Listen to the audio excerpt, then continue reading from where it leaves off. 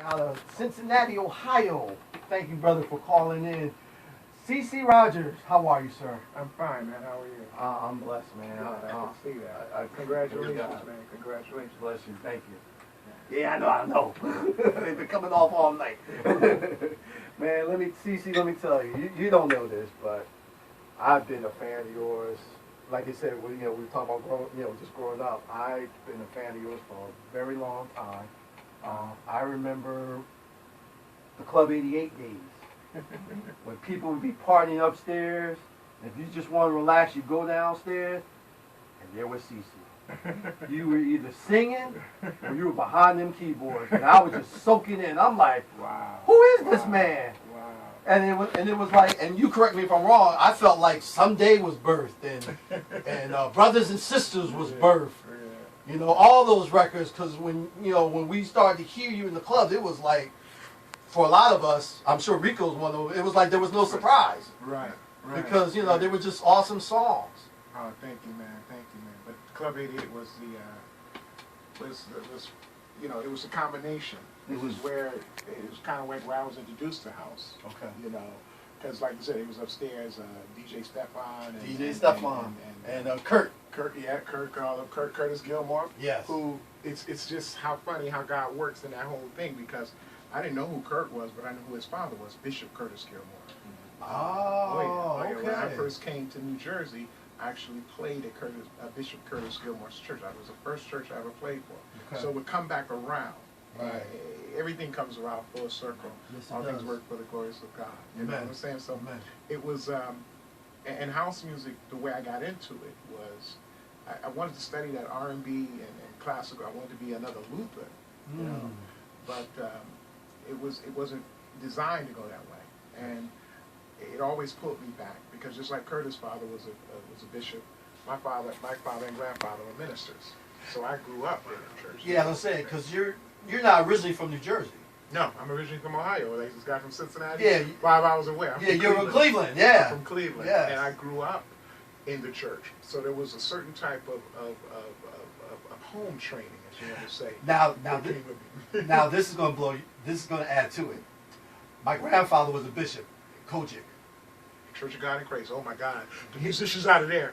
One of the most modern. Oh my God, I played at a Kojic church. From Toledo. Ooh, Lord have mercy. Had church in Detroit and Sandusky. Sandusky. Oh my gosh, I can imagine. That Hammond organ that you're talking about, that you used to play, that drew me in. Really? Because his Archbishop C.E. Thomas, he would minister unto the Lord just by playing the organ. So Frankie, if you're from that Kojic vibe, house music, the house music that we started listening to is very similar, right? It's very similar. Especially when Jersey infused with Chicago. Yes. Because it was nothing but church musicians and singers from the church. Yes. That they just started infusing that, Kenny Bowlby and Susu Bowlby and Adiva, Sybil, Kevin, they brought, Josh Milan, they brought all that whole experience, so it was just a natural progression. My record someday, the same thing. The problem was that Marshall Jefferson was a producer, and he was, pretty much the godfather of house music, and he was bringing a message that he wanted different, and he, incorporated me to sing that. So that became gospel. Actually, it was what, it's considered, one of the first gospel songs out there, being that it was major. I'm not just tooting my own horn, but that's what they, this is what they say. So it was an experience for me. Because at that time, there was like the songs you were putting out. I mean, it wasn't that much gospel house at that time. It was no gospel house. Yeah, it was something. There was someday, and there was old Black Betty or something like that. There was no gospel house. But as a DJ, it was like far in between. You had your songs. You had Victor Simonelli with Children of the Underground, with Oh Happy Day, with Clap Your Hands, and you had Carrie stuff, with Hallelujah, but now, we can find 4 to 5 gospel house tunes every week. All over the place, because that's how house music worked. Let me tell you what house music did for me. I got signed to a major label, the first. And, I didn't feel that house music would ever go major in the United States, which it's kind of like just coming around now. Right. But I didn't have no clue what was going on overseas. I had Okay. no clue that it was becoming a phenomenon overseas, which is, you know, when you compare house music, even to the United States, let's talk about football, Mhm. okay? Mhm. You got the USA football, Right. which is the hugest thing, but not in the world. Not in the world. What in the world is soccer, Yes. and that's how house music is. Mm. If you look at it from this way, now, I'm not trying to give no lessons or everything, because Adam and Glenn and Eddie, they just gave y'all a big, you know, Oh yeah. a massive information Yeah, they about did. the behind the scenes, about Yeah. ASCAP, stuff like.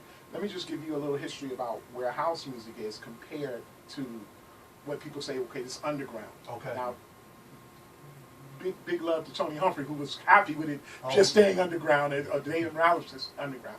But it became massive. This is why everybody's over there now, and they continue to work while I'm always over there, because house music gravitated all that was beautiful. Mm. There was no restrictions. That's why you guys are in the house music. Yes, sir. And that's why you can grow. You could come from the club of whatever that was to the love of a woman or whatever, and then going into talking about God and still be in a line.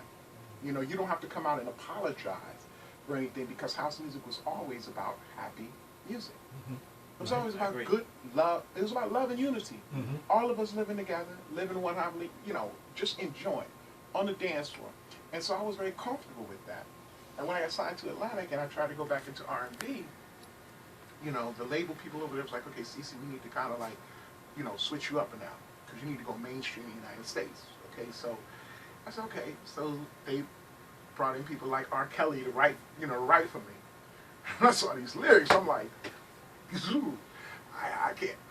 yo, my brother. And Wow. nothing against R. Kelly, because Right. as far as I'm concerned, one of the great, you know, there's nothing but God in this guy when he talk about you. I believe I can play, even though there's a lot of stuff that he had to deal with, Yeah. and that he goes with. But you can't take him. You can't take nothing away from him as a writer. You No, really you can't. really You can't. can't. You really But can't. the kind of stuff that he was giving me, I wish he was giving me. I believe I can fly. But the stuff that he was giving me, it just wasn't right with my soul. Right, Because right. at the end of the day, you lay down stays I was laid thinking down. about what my grandmother and they wasn't too happy with Someday, because of the beat. And I said, Grandma, you got to listen to this. I'm talking about nothing. I'm talking about nothing but love. And what my grandfather, who was still alive when I came out with that, he says, listen, man, you're going to touch more people than I ever have. He had a big church out of Twinsburg, Ohio. Right? Mhm. But he says, you're going to touch more people than I ever will. Continue. Just keep God in everything you do. Sounds like my grandfather.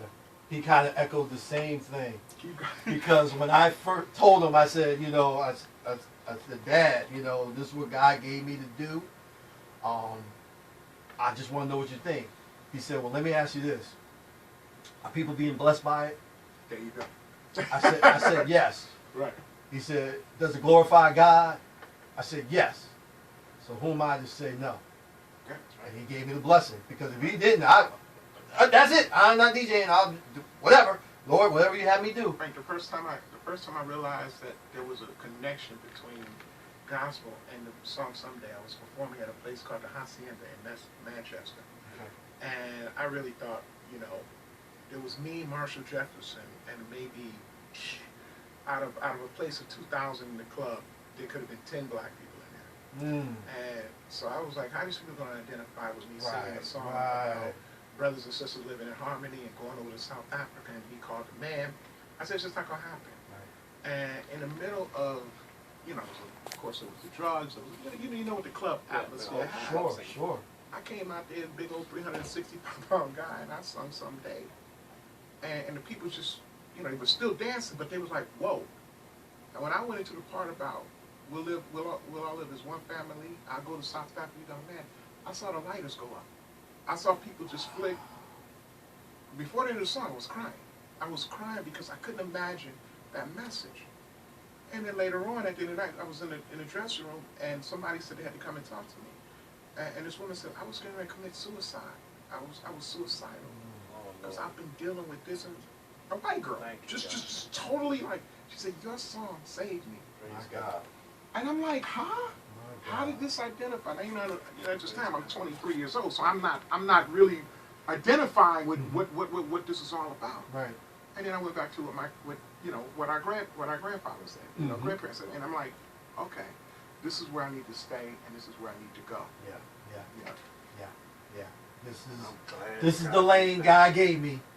You know, I'm gonna stay in this lane.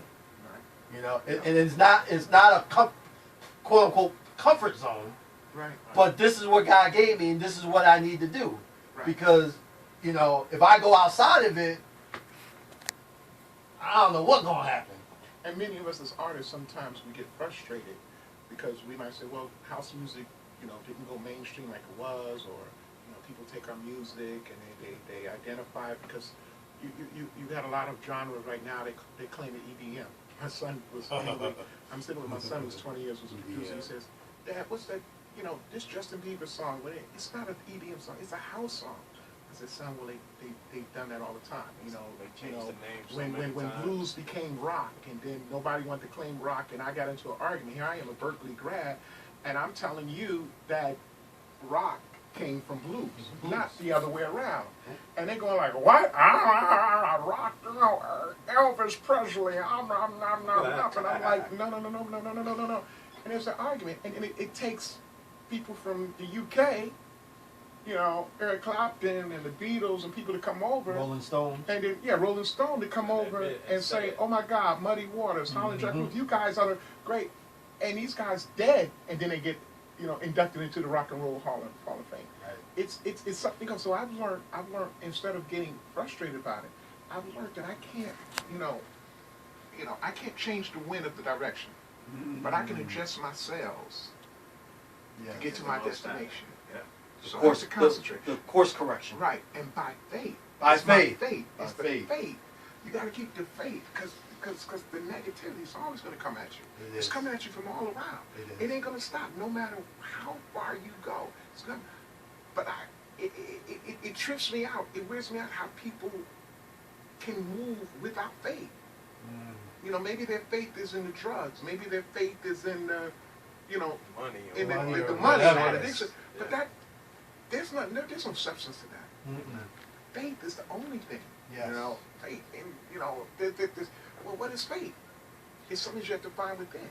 Faith comes by hearing. That's right. That's right. Hearing the word of God. That's Romans right. 10:17. Exactly. That's the only thing. And so that's why I'm here today. And that's why I've come. This is why I came back with the song By Faith. And no matter how. And I'm so glad you did it. Big up to my man Junior White and David Morales for remixing that thing. Oh my gosh. Because you see, the thing is that I originally wrote that song in 2008. That's what I'm saying. I wrote that song in 2008 before I started. He says I came back into another direction.